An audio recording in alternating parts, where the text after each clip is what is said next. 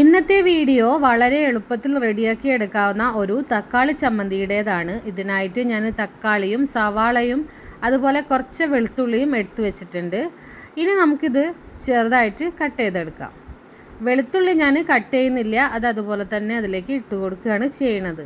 ഇനി ഒരു പാൻ അടുപ്പത്ത് വെച്ചിട്ടുണ്ട്. അത് ചൂടായി വരുന്ന സമയത്ത് അതിലേക്ക് വെളിച്ചെണ്ണയാണ് ഒഴിച്ചു കൊടുത്തിട്ടുള്ളത്.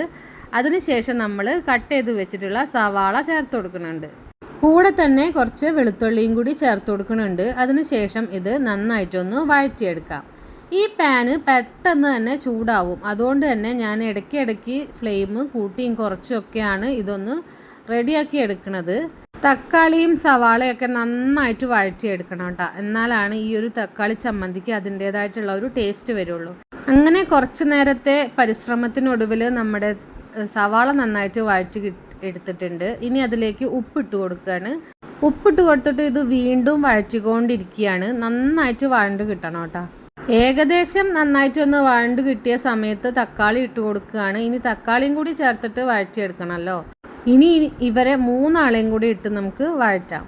ഏകദേശം ഇതെല്ലാം ഒന്ന് സെറ്റായ സമയത്ത് നമ്മൾ ഇതിലേക്ക് കുറച്ച് മുളക് പൊടി ഇട്ട് കൊടുക്കുകയാണ്. ഒരു സ്പൂൺ മുളക് പൊടി മാത്രമേ ഞാൻ ഇട്ട് കൊടുത്തിട്ടുള്ളൂ കേട്ടോ. കാരണം നന്നായിട്ട് എരിവുള്ള മുളക് പൊടിയാണിത്. അതുകൊണ്ടാണ് ഞാൻ ഇതിലേക്ക് പച്ചമുളക് ഇട്ട് കൊടുക്കാത്തത്. നിങ്ങൾക്ക് വേണമെങ്കിൽ പച്ചമുളകും കൂടി ഇട്ട് കൊടുക്കാം കേട്ടോ. അതുപോലെ ഇഞ്ചിയും ഇട്ട് കൊടുക്കാം. ഇഞ്ചി പൊതുവേ എനിക്ക് ഒരുപാട് ഇഷ്ടമുള്ള ഒരു സംഭവമാണ്. പക്ഷേ ഈ ഒരു ചമ്മന്തിയിലേക്ക് എനിക്ക് ഇഞ്ചീൻ്റെ ടേസ്റ്റിനോട് വലിയൊരു താല്പര്യമില്ല. അതുകൊണ്ട് ഞാൻ ഇതിലേക്ക് ഇഞ്ചി ഇട്ട് കൊടുത്തിട്ടില്ല. പിന്നെ മുളക് പൊടി നല്ല എരിവുള്ളതുകൊണ്ട് പച്ചമുളകും ഇട്ട് കൊടുത്തിട്ടില്ല. നിങ്ങൾക്ക് ഇത് രണ്ടും ചേർത്ത് കൊടുത്തിട്ട് ഇതേപോലെ വഴറ്റിയെടുത്തിട്ട് നമ്മുടെ ചമ്മന്തി റെഡിയാക്കി എടുക്കാവുന്നതേ ഉള്ളൂ. അങ്ങനെ ഇതാ നമ്മുടെ സവാളയും തക്കാളിയും ഒക്കെ നന്നായിട്ടൊന്ന് വഴറ്റി കിട്ടിയിട്ടുണ്ട്. ഇനി ഇതൊന്ന് ചൂടാറിയതിന് ശേഷം നമുക്ക് അരച്ചെടുക്കാം. നമ്മൾ ഫ്ലെയിം ഓഫ് ചെയ്യാണ്. ഇനി ഇത് ചൂടാറാനായിട്ട് വെക്കുക.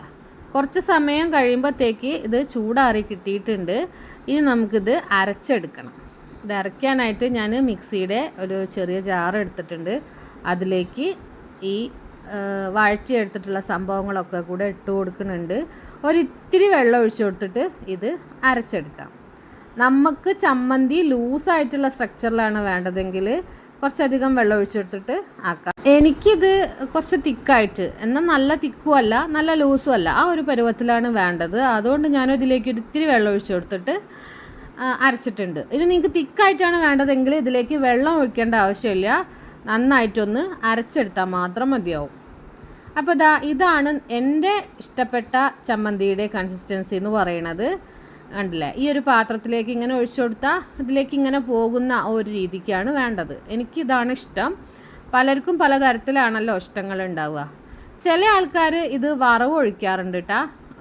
വെളിച്ചെണ്ണയും കടുകും വറ്റൽമുളകും കറിവേപ്പിലയൊക്കെ ഇട്ടിട്ട് വറവ് ഒഴിക്കാറുണ്ട്. ഞാൻ പക്ഷേ ഇതിലേക്ക് പച്ച വെളിച്ചെണ്ണ ഒഴിച്ചു കൊടുക്കുകയാണ് ചെയ്യുക. നിങ്ങൾക്ക് ആ രീതിക്കും തയ്യാറാക്കാം, ഈ രീതിക്കും തയ്യാറാക്കാം. ഈ രീതിക്കാകുമ്പോൾ ഒന്നുകൂടി എളുപ്പമാണ്. എനിക്ക് പേഴ്സണലി ഇഷ്ടം ഈ ഒരു പച്ച വെളിച്ചെണ്ണയുടെ ടേസ്റ്റാണ്.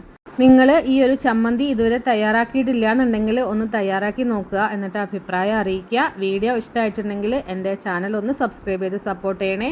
വീഡിയോ ഇഷ്ടമായാൽ ലൈക്ക് ചെയ്യാനും ഷെയർ ചെയ്യാനും കമൻറ്റ് ചെയ്യാനും മറക്കല്ലേ. പുതിയൊരു വീഡിയോയുമായി വീണ്ടും വരാം.